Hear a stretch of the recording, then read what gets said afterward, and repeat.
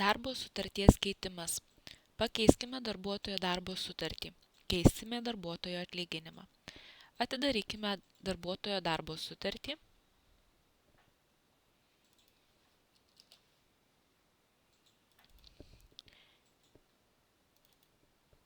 Ir spauskime mygtuką Keisti darbo sutartį. Nurodykime naujos sutarties versijos įsigaliojimo numerį bei įsakymą.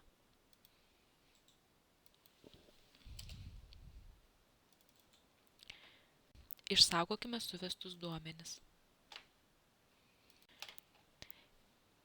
Eikime į sutarties kintamųjų langą ir nurodykime didesnį darbo užmokestį.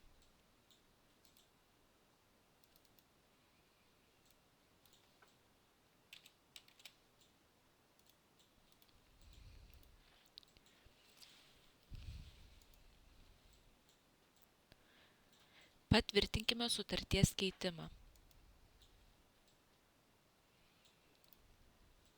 Sutartis pakeista, darbuotojo atlyginimas pakeltas.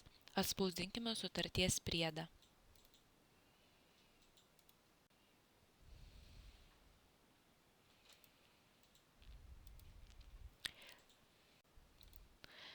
Darbo sutarties detalių lange matote negaliojančią darbo sutarties versiją. Esant poreikiui, ją galite atidaryti ir peržiūrėti senos sutarties duomenis.